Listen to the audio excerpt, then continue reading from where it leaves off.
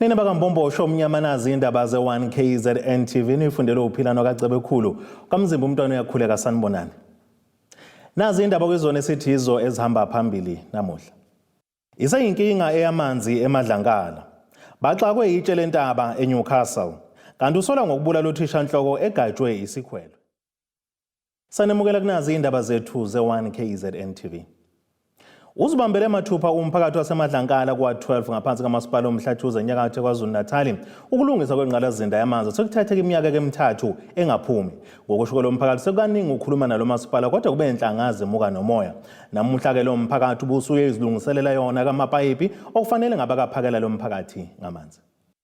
Umphakathi waseMadlankala ngaphansi kamasipala omhlathuze ubuthane ngobuningi bawo wayozilungisela amapayipi aphaka amanzi ngokwawo njengoba ubika ukuthi sekuneminyaka eminingi bagcina ukuthola amanzi kompompi bebike kumasipala kodwa bengaphendulwa. Omunye walezi zakhamizi uthi baphoqeleka ukuba beyokha amanzi emfuleni nokuyinto enzima kubantu asebekhulile. Lokhu sicela kumasipala noma khansela sikhuluma nawo bekhala ukuthi kunezinto ezisaodwa engatholakali. So indlela ukuthi sithola amanzi manje la inzima kakhulu. Mayingafika ngivaterikani ufanele sehle siye emanzini emfulweni. Kunogogo la sebebadala abangakhona ukuthi bezenzele bona ngaleyo ndlela. Izingane mazi ingekho isesikoleni kuyamphoqa umuntu uthe mdala ehle emanzini emfuleni owalanda ngamabhakede. So sesithesi umphakathi asithatha isinqumo sokuyibambela thina lento sizenzele ngoba siyabona ukuthi umasipala akasheshi ukungenelela. Kanti ke ubese enxoso umasipala ukuthi mawungenelele masinyane ulungise inkinga engqalasizinda esindala njengoba ethi iyona edala ukuba amanzi engafinyeleli kubona. Into esitholile njengamanje indaba yamapayipi esithola ukuthi amapayipi ngathi asemadala sekune stumbling block esikhona khona amanzi lapho uma khona la ngasakwazi ukufinyelela khona yini kusho ukuthi na i-renovation encanti kufanele bengenelele bezosibhekela yona bona njengoplumber bazi kahle kangcono.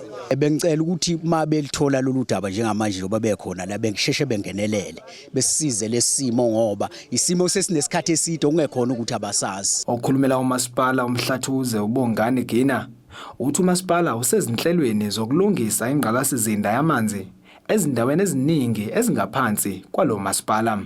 Zikhona izinhlelo zamasipala ehleze sibika ngazo nomeya womkhandlu umeya uNgwezi ahleze bika ngazo emphakathini ukuthi lezi inkinga zamanzi lezi zalungiswa. Uke wakhuluma nangepayipi leli u15 megaliter pipe ashoyo ukuthi usendleleni iprocess yokuthi lize lilungise. Besithemba ukuthi ngoDisemba kobe sekulungile kodwa nakho-ke kudelaya ngenxa yesupplier legoli edilayile. NgoMarch iyalunga le ndaba ya15 megaliter ozosiza kakhulu uqeda inkinga yamanzi ekhona kulezi ndawo ebengiyibalile.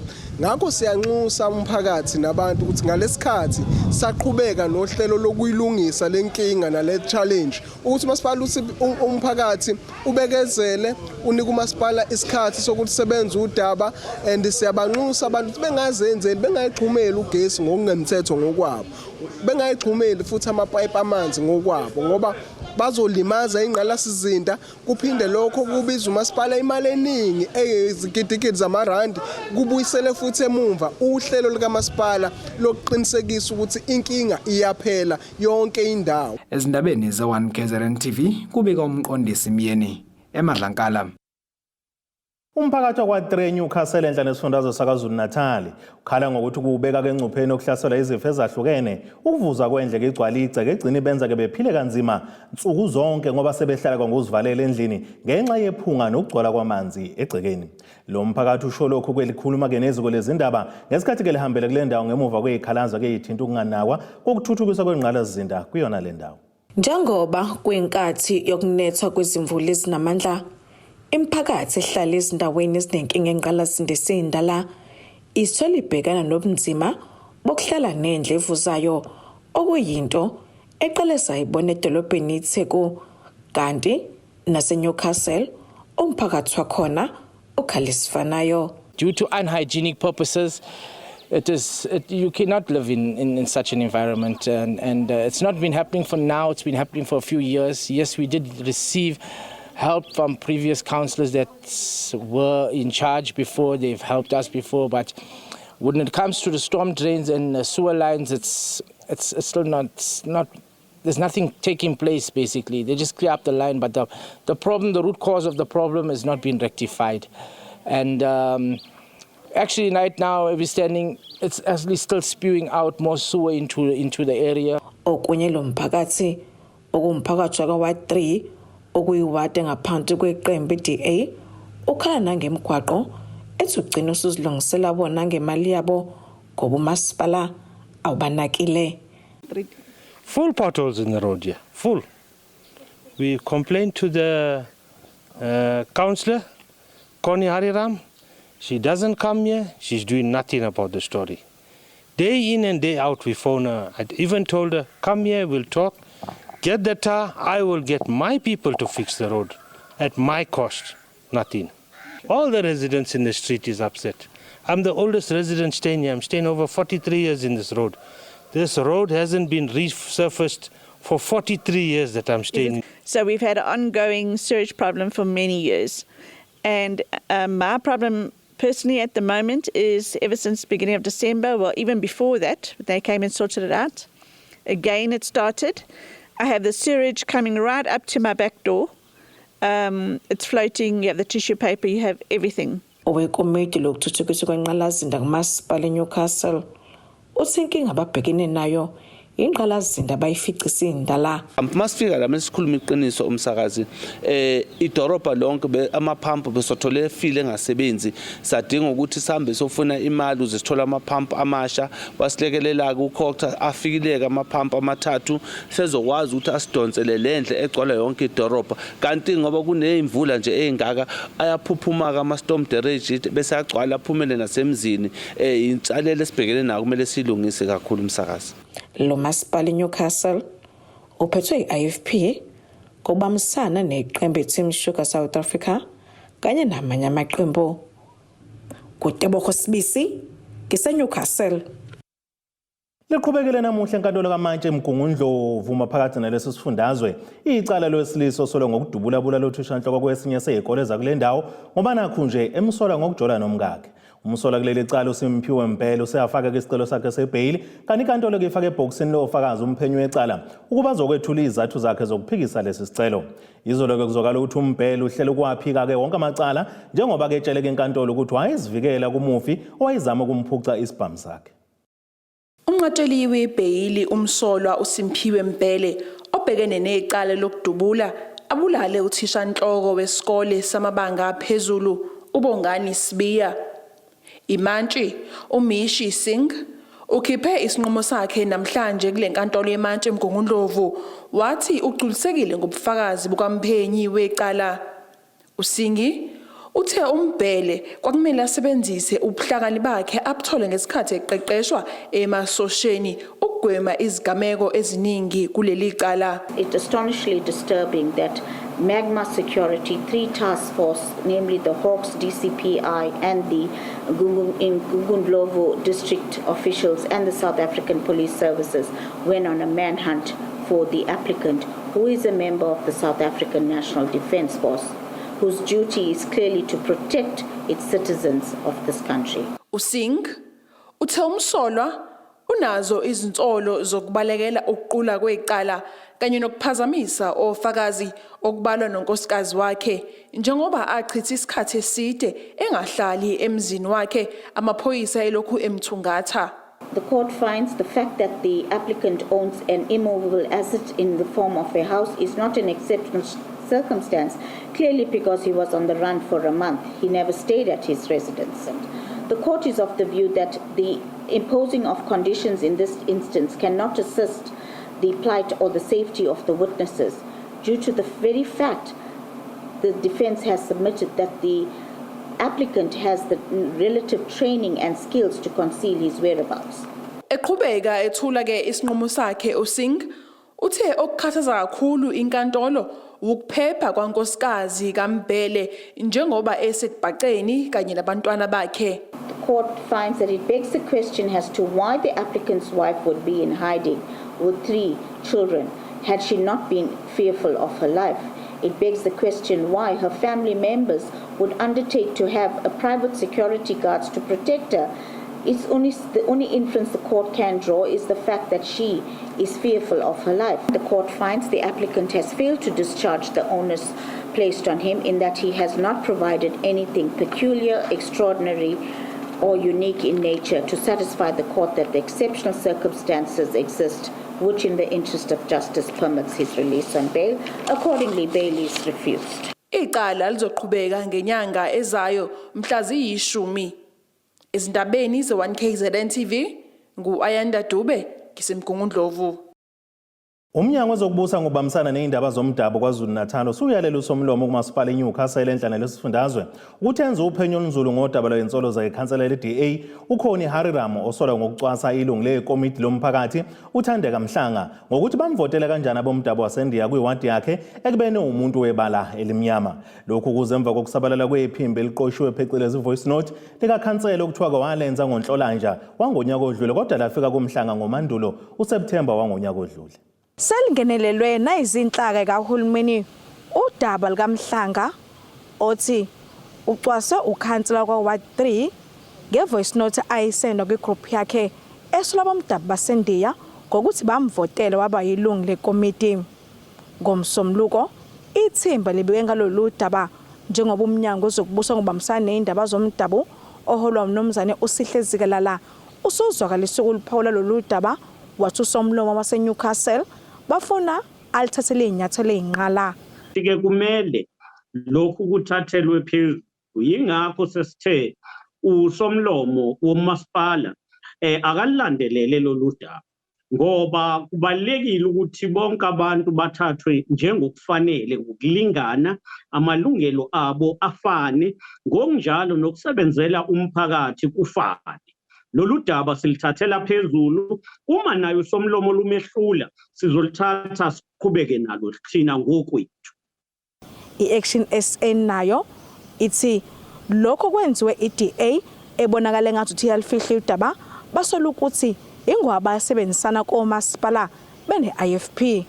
Sola nokho si-Action SA ukusiphatha kabi ukuthi kungenzeka ukuthi iDA ne-IFP lapha yana bayabambana ekuthenini ngoba basebenzisana emkhandlweni lolu daba bezama ukulifaka phansi kwamatafula ngoba understand ukuthi yini engenza ukuthi ngempela umkhandlu uyekela ukuthatha isinqumo ngento ebuhlungu kangaka affecta umuntu oyiward committee ngoba iward committee ingxenye yomkhandlu kahle so lo muntu othunaza isithunzi sakhe uyingxenye yomkhandlu nangaphandle ukuthi nje uyilunga lomphakathi. Masipala waseNewcastle uholwa iIFP ibambisene namanye amaqembu njengoba nayo iDA bene IFP besanda kuphumela obala ekutheni bazosebenzisana kwezinye zendawo kakhulukazi bangabe kudingeka ukuthi kushadwe. Uzikalala kulokho uthi amaqembu wangancengi ivoti noma kukhona izinto ezisuke ngahambi kahle. Sithi organizations ngisho kuthiwa abambisene akwi-coalition akangenzi izinto ezibukela phansi umthetho namalungelo abantu. Ayikho into okudinga siyenze wrong ngoba uthi uncenge ukusupportwa omunye umuntu. Ngaleso sikhathi wenza into wrong nawo uncenge support kusho ukuthi wrong ngokwakho. Onke ama-organizations are in power eNewcastle angalithatheli phezulu lolu daba nawo ayayi-implicator kulesehlakalo esimbi kangaka. I-Action SA ethi nqomela usomlomo izinsuku ezimbili ukuthi aphawule ngase kwenzile emva kokuthola umbiko mayelana nodaba likaMhlanga. Ithi mengaphenduli iyobe isiyenza imash ngaphandle kwamahhovisi lomasipala ifuna isipendulo. Kuteboho Sibisi ngiseThekwini. Ake sithi ishelele idolo umbukeli sophinde sibuye nezinye zindaba zethu.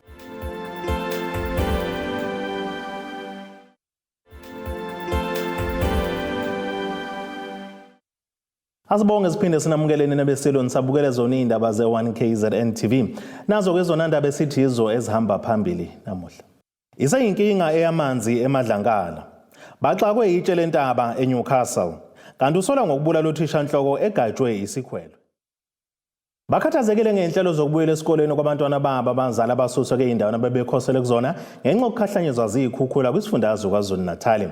Omunye walabo ongathandanga ukudalula uthi kabazi noma kumele ke bababhalise ezikoleni ezintsha yini abantwana babo noma baqhubeke kwindala kwazisa unyaka uphele besahlezi lapho bebekhosele khona.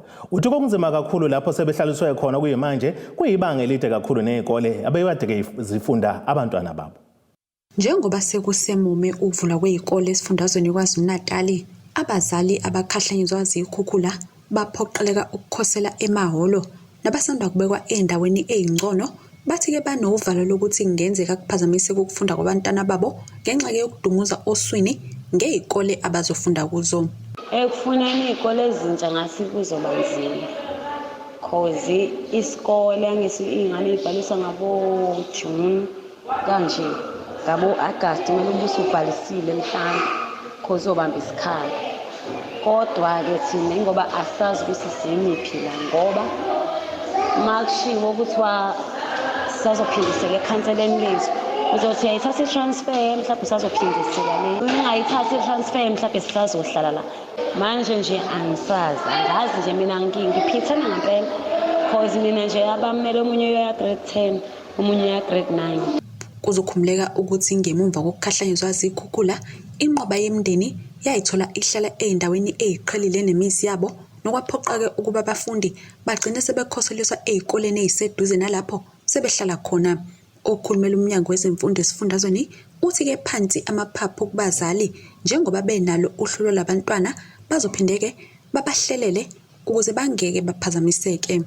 Somnyango wezemfundo KwaZulu-Natal singaqinisekisa ukuthi labantwana laba aba-affectwa ikhukhula zangonyaka odlule ngo-April sasibazi ukuthi bakumaphi amahholo bakumaphi amasonto noma kuphi laba behleli khona sabe sesiyabaplace ezikoleni eziseduze nalabo behleli khona.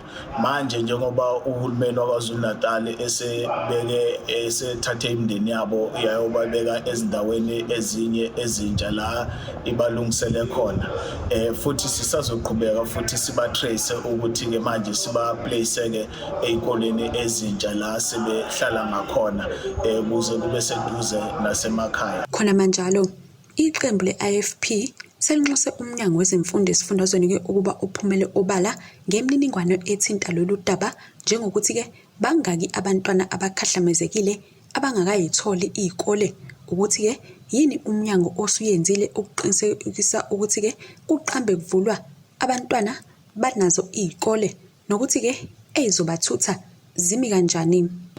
Kunembuzo ke sibhalele ungqongqoshe sifisa ukwazi ukuthi iphendulekile yini ngoba sithatha abantu sibabeke phambili. Siyafisa njenge-IFP ukubona izingane zethu zisezikoleni. Eminye imibuzo kweminingi esiyibuzile ilena elandelayo ethi bangaki abafundi abangenazo indawo zokufundela ngenxa yezikhukhula. Ikuphi futhi umnyango wezemfundo osokwenzile ukuze lezi zingane zonke zibe sesikoleni ngesonto elizayo? Endabeni ze1KZNTV kube kuntombi khona Mvubu ngiseThekwini. Umphakathi waseyinqoleni esigodini sasenkulu ogwini oseningizimu nekufundazwe KwaZulu-Natal ukhala ngomgwaqo uP284 osuwumbobombobo imigodi ebizwa phecelezi ama-potholes ngolasemzini olimaza imoto. Ngokusho kwamalungu omphakathi athi imoto zezimo eziphuthuma phecelezi ama-ambulance ayenqaba ukuletha umuntu emtholampilo ngoba esaba kububi bomgwaqo. Ilungu lomphakathi umjikelo acele uthi lo mgwaqo usuba kulesi simo iminyaka emithathu kanti ke kade babebhalela ke kumnyango wezokuthutha kulesi sifundazwe ukuze ke kulungiswe lo mgwaqo kepha kuze kube manje kabasizakali. Umphakathi wasezinqoleni esigodini sasenkulu uthi ukhathazekile ngokungalungiswa komgaqo uP284 ogcwele izikhisi phecelezi ama-potholes. Amalungu omphakathi athi sekufike lapho ngisho nama-ambulance ekumele aphuthumise abantu emtholampilo enqaba khona ukungena kulomgaqo njengoba ungenele emtholampilo izinqoleni. Kuzokhumbuleka ukuthi umnyango wezokuthutha kuleli unohleli Operation Valley Pothole owethulwa nyakenye. Umjikelo acelo yilunga lomphakathi uthi bacela umnyango wezokuthutha ubalungisele lo mgaqo njengoba sekuphela iminyaka emithathu kulesi simo.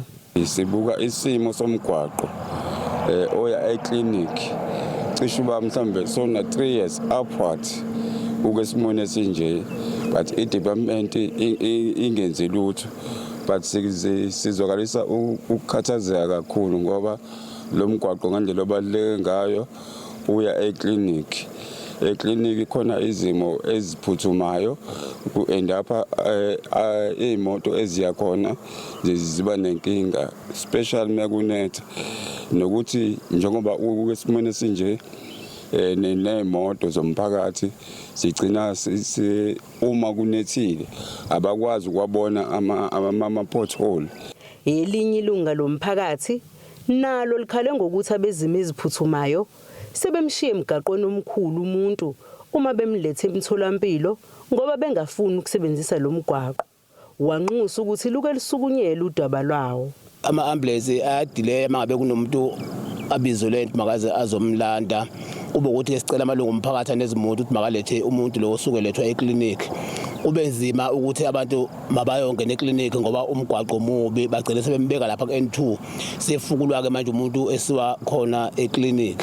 Siyacela kakhulu ukuthi umgwaqo ungalungiswa ukuze noma bekunini kuhambeke izimoto zikwazi ukuhamba zihambise abantu abaya eclinic ngoba imoto ezingena la ziningi kakhulu, wona ama-ambulance kanye nemoto zomphakathi ezingena la. Umshayeli osebenzisa lo mgwaqo nsuku zonke uthi kunzima ukusebenzisa lo mgwaqo ngoba ubulala imoto yakhe, kanti uphoqeleka nokushintsha amasondo njalo nokumfaka ezindlekweni.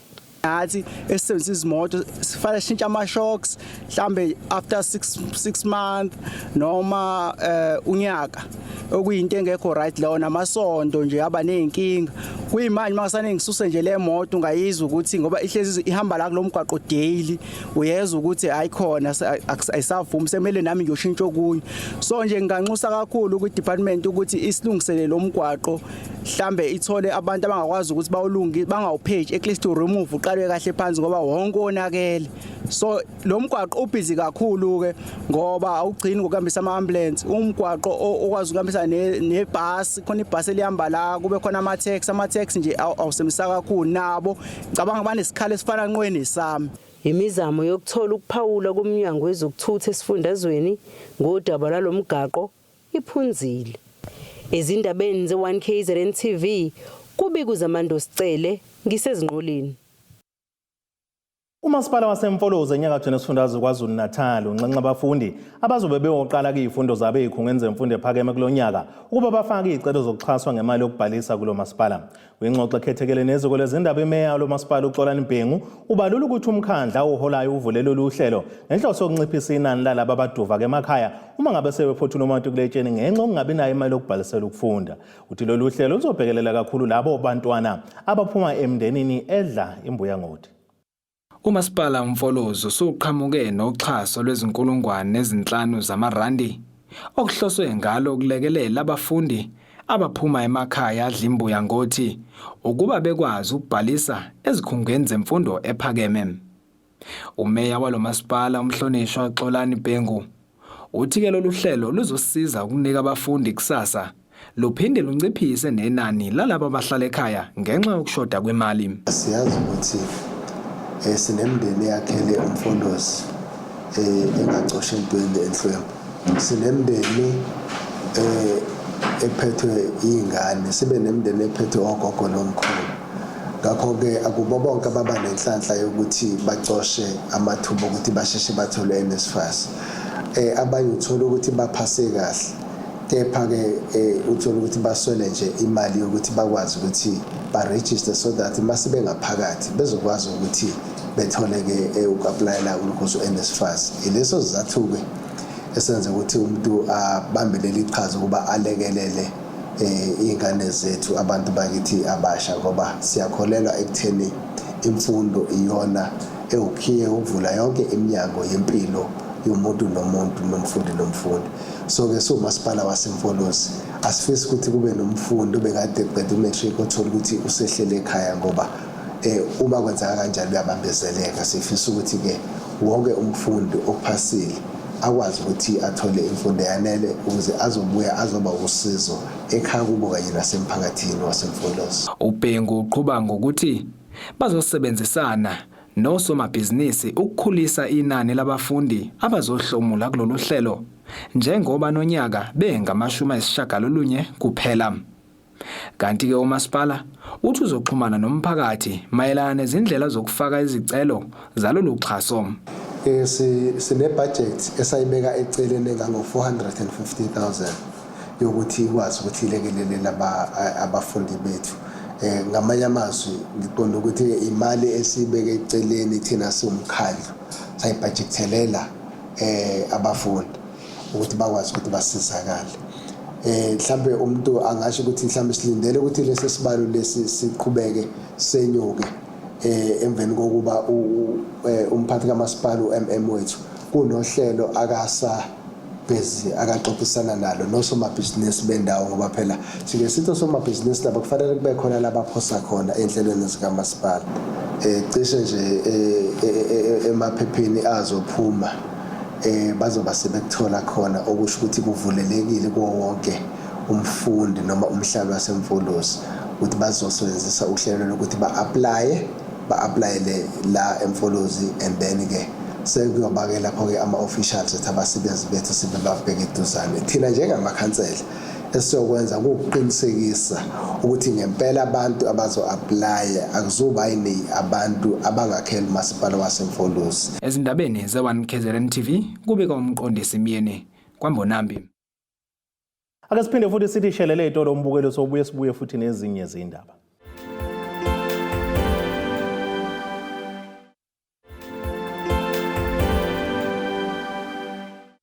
Nina bendloveni amandla sibonge siphinde sinamukele nisabukele zona izindaba ze1KZN TV.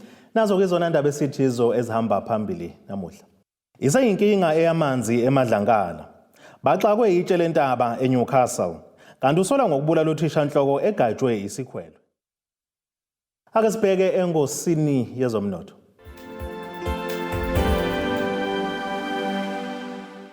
Iranda kuleli bizo 17.5 cents maqhathaniswa nedola laseMelika bengu-20.71 kupondo waseBrithani bengu-18.29 cents maqhathaniswa ne-euro yase-Europe kanti intengo yegolide yona ime $1,884.83 i-ounce kanti intengo yolongahluziwe ime $80.10 umphongolo. Ake sibheke engosini yezemidlalo.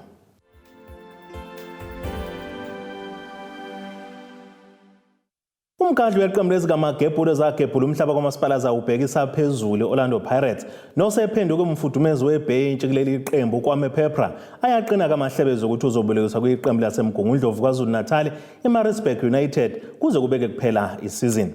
Lo mkhandlu usadlale kuphela imidlalo eyisithupha kule sizini wehluleka kushaya ngisho igoli elilodwa ekubeni vele bebanga ijezi noKemit Erasmus noBivenu Evanga kanti kokuthela kusawuthi kakhulu ke silondeni kulomdlali kube ukusayiniswa komkhandlu wakwagijima kuleli qembu ngaphambilini uNdumiso Mabhena kanye nokukhuza kibuya ebuya ke kulimaleni uEvidence Makgopa.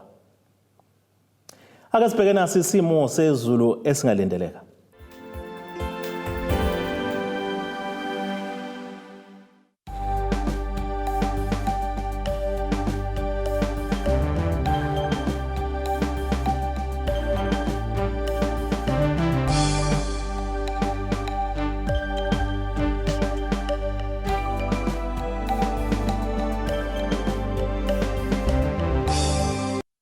Nina bakahlambana bhula umlilo basomantshongo benoqele baningi abenza sendulinde ziyaguqa bese iphaka namuhla kamzimba umntwana nethimba leindaba sithi khumu.